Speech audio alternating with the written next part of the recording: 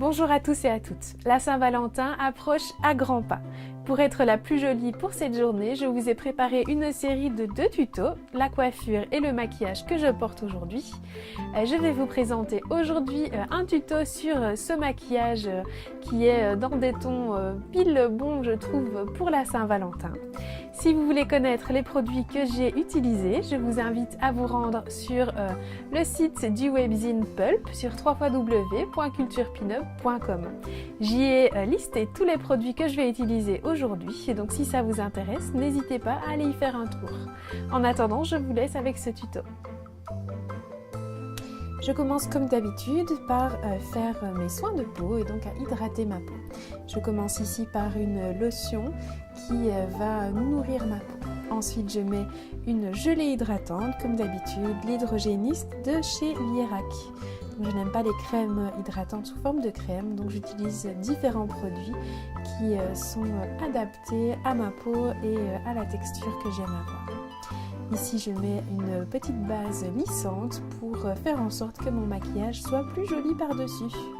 J'utilise toujours les mêmes fonds de teint que je mélange, donc le Catrice et le Benefit que je mélange pour la couvrance, la texture et la couleur que j'aime avoir pour mon teint. Donc en mélangeant ces deux fonds de teint, on voit bien que c'est un rendu qui reste très naturel et qui ne fait que unifier mon teint et lui donner un petit peu plus de lumière. Donc c'est vraiment le rendu que moi j'aime beaucoup avoir. Je vais venir ensuite camoufler mes cernes avec cet anti-cerne qui est de nouveau d'une texture légère et fluide et qui est vraiment parfait pour un maquillage beauté de tous les jours. Je vais venir poudrer mon anti-cerne avec une poudre jaune pour de nouveau annuler la couleur de mon cerne. Comme toujours, je viens poudrer mon teint pour le fixer avec la Pin-Up Powder. On va passer aux yeux maintenant avec cette base à paupières de chez MAC qui va unifier la couleur de ma paupière et faire en sorte que mon fard à paupières colle bien à ma paupière et tienne toute la journée et toute la soirée. Je l'applique au doigt pour qu'elle s'applique bien sur toute ma paupière. Je vais venir ensuite poudrer la partie immobile de ma paupière pour fixer ma base et pour pouvoir mieux fondre mes couleurs par après. Donc je commence par poser ma première ombre à paupières sur ma paupière mobile, donc avec un pinceau plat. Et donc je vais commencer à fondre deux couleurs. Donc je vous montre la plus foncée que je vais venir fondre avec la couleur rosée que j'ai posée juste avant. Donc ce sont des très jolies couleurs pour les yeux bruns, mais aussi pour les yeux verts, ce sera vraiment très flatteur. Je vais venir ensuite avec cette palette faire mon creux de paupière avec cette petite couleur rosée bordeaux que je viens poser dans le creux de ma paupière et je tourne bien avec mon pinceau pour flouter tout ça.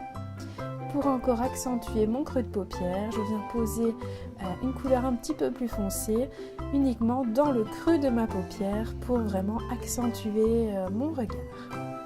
Je viens ensuite poser ces deux mêmes couleurs sur mon ras de cils inférieur pour bien terminer mon maquillage, agrandir mon regard et faire en sorte que le maquillage soit vraiment harmonieux.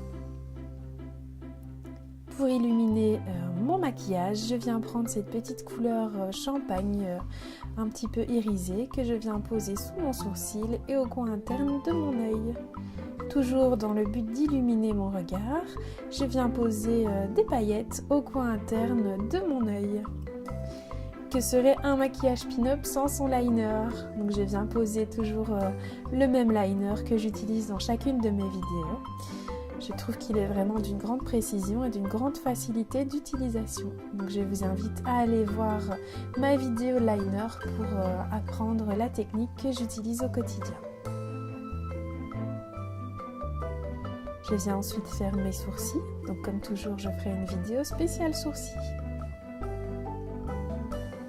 Je vais venir ensuite légèrement contourer mon visage avec cette poudre couleur café au lait. Je viens la poser dans le creux de ma joue pour creuser un petit peu mon visage et un petit peu sur ma mâchoire et en dessous de mon menton pour un petit peu contourer mon visage tout simplement. Donc comme vous le voyez, je prends très peu de matière que je viens poser donc autour de mon visage. Pour donner un petit peu de couleur à ce teint, je viens poser le même blush que j'adore de chez Peggy Sage, qui est donc une petite couleur pêche rosée que j'adore et qui va très bien avec cette couleur de maquillage. Pour terminer ce teint, je viens poser un petit highlighter en touche très légère sur le haut de mes pommettes. Donc vous voyez, c'est vraiment très léger. Pour terminer le maquillage des yeux, je viens poser des faux cils. Donc pour la technique de pose des faux cils, je vous invite à aller voir une vidéo que je mettrai à la fin de celle-ci. Et pour bien terminer et coller ces faux cils, je viens mettre du mascara pour harmoniser mes faux cils avec mes vrais. Pour agrandir mon regard, parce que j'ai des petits yeux, je viens mettre ce crayon champagne rosé dans ma muqueuse. Donc c'est une couleur qui va à toutes les couleurs d'yeux et qui va vous permettre d'agrandir votre regard. Je viens ensuite poser un liner rosé en dessous de mon liner noir, dans le but de faire ressortir encore un petit peu plus mon liner noir. Je viens ensuite tracer ma bouche rouge. Là, une bouche rouge de pin-up bien rouge écarlate qui est très glamour en cette journée de Saint-Valentin. Donc n'hésitez pas à sortir votre plus beau rouge à lèvres rouge. Et voilà votre look glamour et doux de Saint-Valentin terminé.